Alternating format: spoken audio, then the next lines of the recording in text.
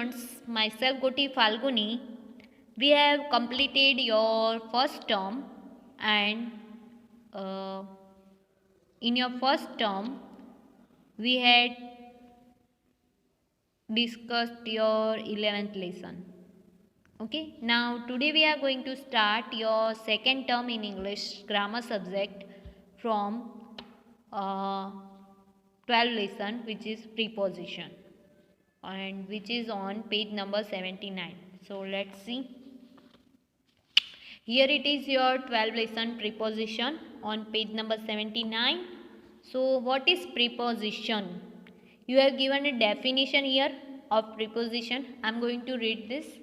So a preposition is a word which usually tell us about the location, direction, time of occurrence and the relation between two object, thing, word in a sentence. Okay, so what is preposition? So preposition is a word which usually tell us about a location. Okay, तो हमें location के बारे में बताता है, direction के बारे में बताता है और टाइम ऑफ अपीयरेंस के बारे में बताता है and the relation between two object. तो दो चीज़ के बीच में या दो थिंग्स के बीच में या दो वर्ड्स के बीच में क्या रिलेशन है सेंटेंस में, वो बताता है, वो होता है प्रिपरेशन। आप एग्जाम्पल देखोगे तो आपको अच्छे से समझ में आएगा। तो जो प्रीपोजिशन होते हैं वो कौन कौन से होते हैं? एट है, ऑन है, बाय है, इन है, ये सारे प्रीपोजिशन होते हैं। ओके, जो सेंटेंस में दो चीज़ या दो थिंग या दो वर्ड होते हैं उसके बीच का रिलेशन जो होता है वो बताते हैं। ओके, सो फर्स्ट प्रीपोजिशन है ऑफ टाइम। टाइम के लिए हम कौन कौन से प्रीपोजिशन यूज़ करते हैं कौन टाइम के आगे, उसके बारे में बात की गई है। सो फर्स्ट है at denotes a definite point of time but can also be use for identified periods. Okay, तो डिफाइनाइट टाइम के बीच में हम कौन कौन से, जैसे कि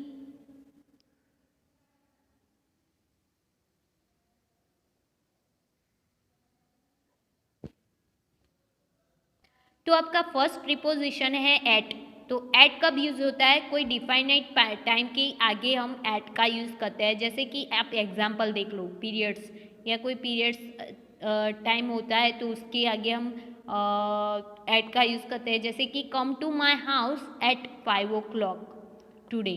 तो ये टाइम डिफाइनाइट टाइम है 5 o'clock, तो उसके आगे हमने क्या यूज़ किया? एट। फिर है my friend visited me at night.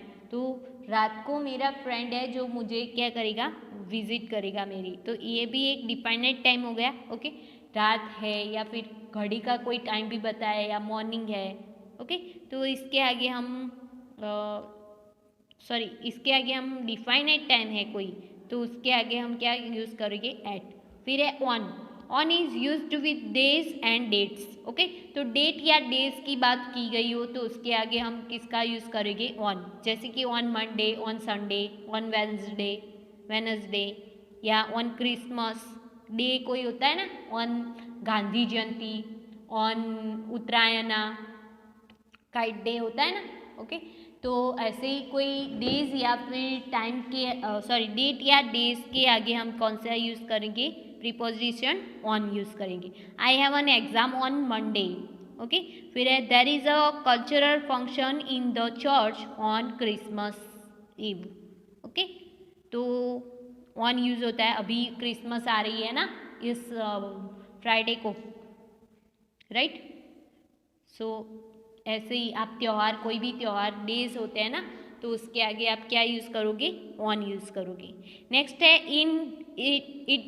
In is used with part of the days, month, year, season. Okay, तो नेक्स्ट प्रीपोजिशन है आपका इन। तो इन कब यूज़ करोगे? डेज के आगे या मंथ के आगे या फिर ईयर के आगे या सीजन के आगे। जैसे कि I go for a walk in the morning. तो सुबह पे मैं कहाँ गया? वॉक पे गया। We will go to Goa in December. तो डिसम्बर क्या है? एक मंथ है, मंथ के आगे। फिर नेक्स्ट है the trees shade there leaves in autumn, तो ऑटम एक सीज़न है, तो सीज़न के आगे भी आप क्या करोगे, इन का यूज़ करोगे, जैसे कि in winter, in summer, okay. फिर इन दिसंबर, इन जनवरी, इन दिस, फिर इन डे, तो in the morning, in the evening, in the night, okay. Next है by denotes the latest time by which an action will be completed, okay. तो अभी bye का use करते हो आप एज अ प्रीपोजिशन, तो कब करोगे, तो आप कोई बता रहे हो कि इस टाइम पे मेरी ये चीज़ जो है, मेरी जो एक्शन है वो कंप्लीट हो जाएगी। जैसे कि आप बोल रहे हो कि मैं 6 बजे तक खेल के वापस आ जाऊंगा, तो I will come by 6 o'clock after playing, sorry, I will return from play by 6 o'clock, okay. तो मैं खेलने 6 बजे तक खेल के वापस आ जाऊंगा, ओके। जैसे कि इसमें दिया गया है कि my father will return from office by 6 o'clock, तो 6 बजे तक जब आता है ना, जैसे कि इस टाइम तक, जैसे कि 4 बजे तक बस पहुंच जाएगी, तो the bus will arrive bye 6 o'clock, 4 o'clock, तो 4 बजे तक बस है जो वो पहुंच जाएगी, ओके। तो तक का जो आता है वो सेंस, वो क्या होता है आपका, बाय का होता है। जैसे कि मेरे फादर विल रिटर्न, मेरे फादर वापस आ जाएंगे ऑफिस से 6 बजे तक, ओके। तो उसके लिए आप क्या यूज़ करोगे, बाय का यूज़ करोगे। फिर है since is used with the point of time eight which an action started, okay. तो since is used with the point of time at which an action started, okay. तो since का use कब करोगे, तो आपकी एक्शन कब से start हुई है उसको बताने के लिए आप since का यूज़ करोगे। जैसे कि we have been playing, तो हम खेल रहे हैं since 4 o'clock, तो हम 4 बजे से खेल रहे हैं। जैसे कि मैं 2 बजे से गा रहा हूँ, तो I have been singing since 2 o'clock, okay. कुछ काम आप किस टाइम से कर रहे हो, किसी टाइम से, ओके। तो उसको बताने के लिए कोई एक्शन आपने चालू की ना कोई टाइम पे, तो वो टाइम बताने के लिए आप जो यूज़ करोगे उसके आगे प्रीपोजिशन वो होगा सिंस। जैसे कि मैं 2 बजे से खेल रहा हूँ, तो I have been playing since 2 o'clock, okay. तो समझ में आ गया, किसी चीज़ को आप बता रहे हो, कोई टाइम से आप कोई एक्शन कर रहे हो, उसको बताने के लिए आप किसका यूज़ करोगे, सिंस का। उसके पीछे क्या आएगा, टाइम आएगा, ओके। ये सारे टाइम के हैं इसलिए। फिर नेक्स्ट है for is use to suggest the period of time for which an action has been going on, okay. तो ये भी एक क्या है, सिंस के जैसा ही है, फॉर और सिंस में कोई डिफरेंस नहीं है, पर इसमें जो टाइम होता है वो मतलब कि एग्जैक्ट होता है, पर फॉर के लिए कोई एग्जैक्ट टाइम नहीं होता है। जैसे कि we have been climbing the mountain for 3 hours, तो इसमें बताया गया है कि हम 3 घंटे से क्या कर रहे हैं, माउंटेन चढ़ रहे हैं, पर कोई एग्जैक्ट टाइम नहीं बताया। इसमें टाइम का कोई पता है कि कब से चढ़ रहे हैं, 3 hour से बोला है, पर 3 hour एग्जैक्टली हुए या नहीं हुए वो भी हमें पता नहीं है ना, क्योंकि 3 hour उन्होंने बोला है, पर 3 hour में कुछ मिनट कम या ज़्यादा भी हो सकते हैं, राइट। तो जब भी एग्जैक्ट टाइम होता है तो हम सिंस का यूज़ करते हैं, और एग्जैक्ट टाइम नहीं होता है तो हम फॉर का यूज़ करते हैं। जैसे कि कोई चीज़ हम किसी टाइम से कर रहे हैं, इसके लिए फॉर या सिंस का यूज़ करेंगे, पर एग्जैक्ट टाइम के लिए हम क्या करेंगे, सिंस का यूज़ करेंगे, और एग्जैक्ट टाइम नहीं है तो हम फॉर का यूज़ करेंगे, ओके। नाउ नेक्स्ट है from denotes the starting point of an action. It is usually used with to or till or until, okay.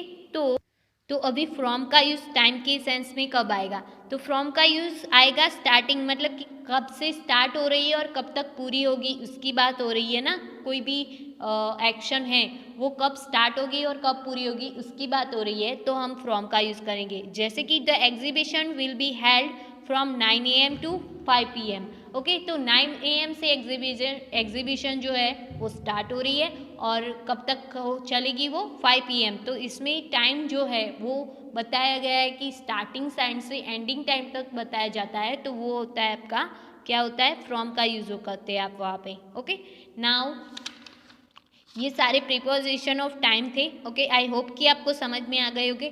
जब भी डेफिनेट टाइम की बात हो रही हो तो उसके आगे हम एट लगाते हैं। जब भी कोई डेज या डेट की बात हो रही है तो उसके आगे ऑन लगाते हैं टाइम में। ओके, फिर है अगर कोई डे, मंथ या ईयर या फिर सीज़न की बात हो रही हो तो उसके आगे हम इन लगाते हैं। फिर है कोई टाइम तक, कुछ टाइम तक हम, जैसे कि हमारी एक्शन कब ख़त्म होगी उसके बारे में बात करते हैं तो उसके लिए टाइम बताते हैं, तो उसके लिए बाय का यूज़ करेंगे।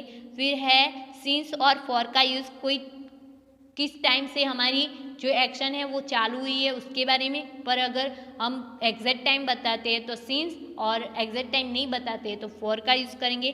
और फ्रॉम का यूज़ करेंगे हम कौन से टाइम से शुरू करके कौन से टाइम तक ख़त्म करेंगे जो एक्शन है वो, उसके लिए हम फ्रॉम का यूज़ करेंगे। ओके, जैसे कि exhibition will be held from 9 AM to 5 PM। Okay, now the preposition of position, तो पोजीशन के लिए प्रीपोजिशन होते हैं। ओके, हमने टाइम के लिए देखे, नाउ पोजीशन के लिए कौन कौन से प्रीपोजिशन यूज़ करते हैं। तो एट है एंड इन है, ये दोनों हमने टाइम के लिए भी देख लिया, एट कहाँ पे, इन कहाँ पे। अभी कोई पोजीशन की बात हो रही है तो वहाँ पे एट और इन कब कब लगेगा वो देखते हैं। At gives the idea of an exact point.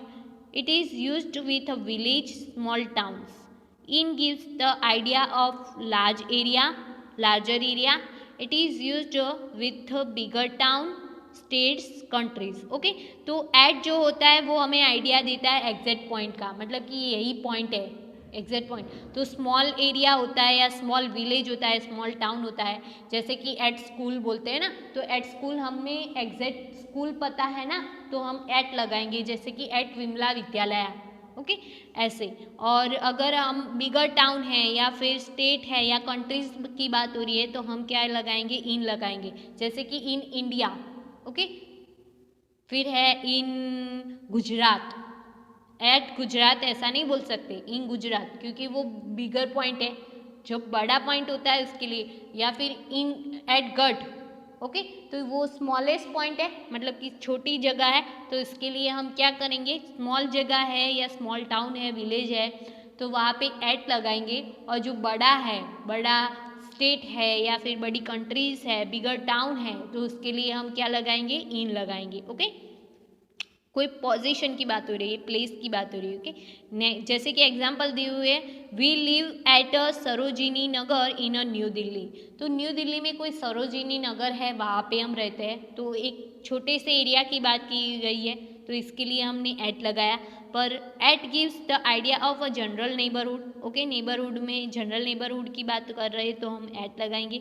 In gives the idea of a something content. Okay, तो कुछ कंटेंट करता हो उस वहाँ पे इन आएगा, जैसे कि Sumit met me at the railway station, तो रेलवे स्टेशन पे हमें सुमित मिलेगा। और the pencil are in the bag, तो जैसे कि आपको इसमें बताया कि at gives the idea of a general neighbourhood, तो हमारे नेबरहुड कौन कौन से होते हैं, हमारे जनरल नेबरहुड्स होते हैं, वहाँ पे हम एट लेते हैं। ओके, जैसे कि हमारा पुलिस स्टेशन है तो at the police station, at school. Okay, ये सारे हमारे नेबरहुड होते हैं, eight post office, right.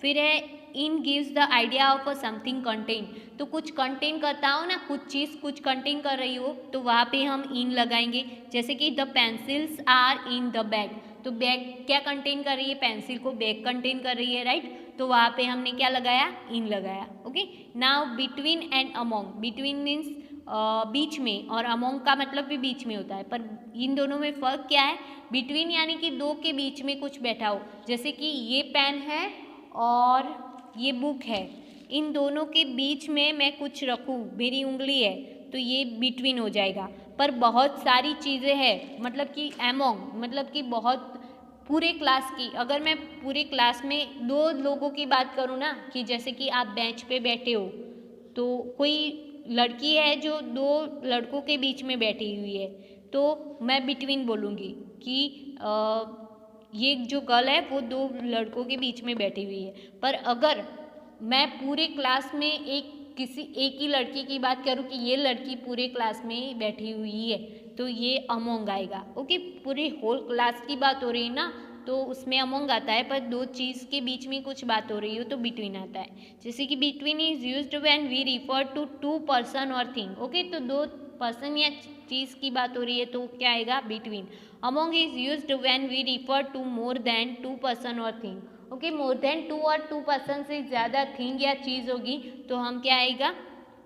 Among आएगा। जैसे कि divide this Apple between the two brothers. Okay, तो इस एप्पल को दो ब्रदर्स में बांट दो। ओके, तो इसमें बिटवीन आया। और distribute this sweets among the three girls. Okay, तो थ्री गर्ल्स की बात हो रही है, मतलब कि दो से ज़्यादा है, तो ये जो स्वीट है मतलब कि चॉकलेट है वो पूरे तीन गर्ल्स में बांट दो। ओके, तो दो की चीज़ की बात हो रही होगी तो बिटवीन आएगा, दो से ज़्यादा चीज़ की बात हो रही होगी तो अमोंग आएगा। ओके, नेक्स्ट है ऑन एंड अपॉन।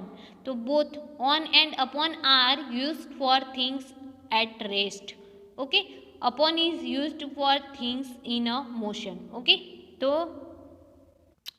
देखो ऑन और अपॉन दोनों किसके लिए यूज होते हैं? कोई चीज़ है वो रेस्ट पे, यानी कि मतलब कि मोशन में नहीं है, चल नहीं रही है या कुछ हलन चलन नहीं कर रही है, तो हम क्या करेंगे? ऑन या अपॉन का यूज़ करोगे। और upon is used for thing in motion, तो मोशन में कोई चीज़ मोशन में है यानी कि हिल डुल रही है तो उसके लिए हम क्या यूज़ करेंगे? अपॉन यूज़ करेंगे।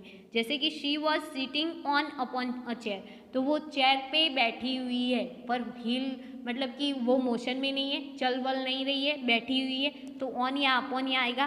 पर the mice sprang upon the food, तो फूड पे वो जो उंदर है, माइस है, चूहा है, वो क्या कर रहा है?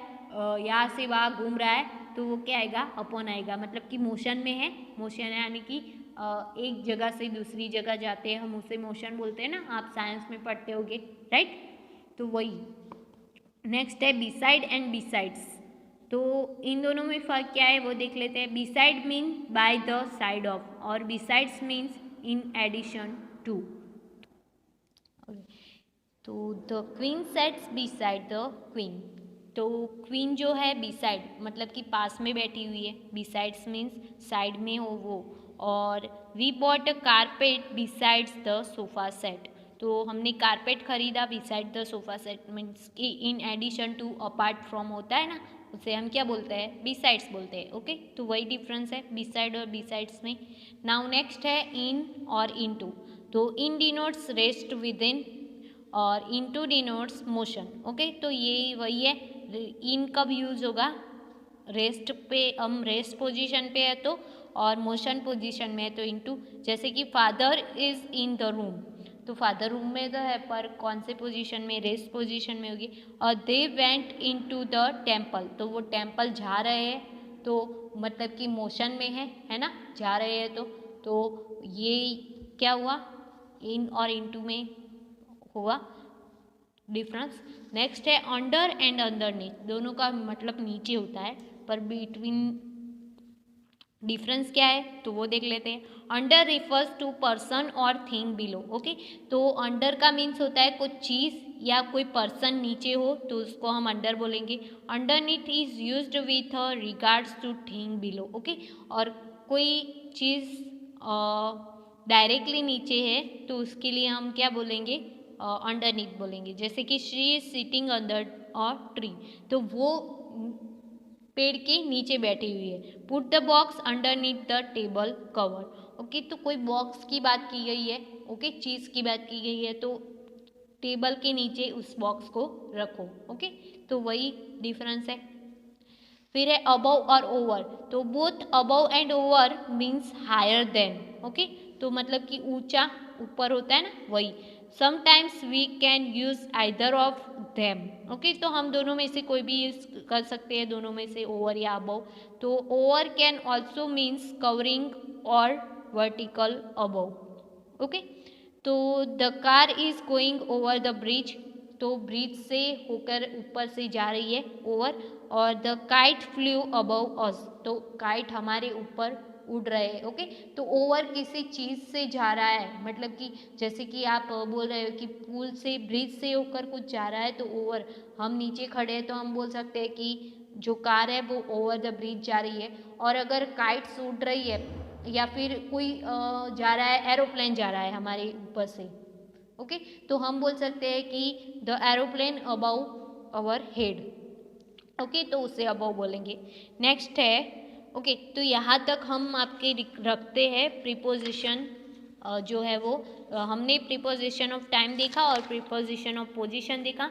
नेक्स्ट वीडियो में हम प्रीपोजिशन ऑफ डायरेक्शन देखेंगे और आपकी जो एक्सरसाइज है वो करेंगे। Okay, so see you in the next video students, bye bye, have a nice day.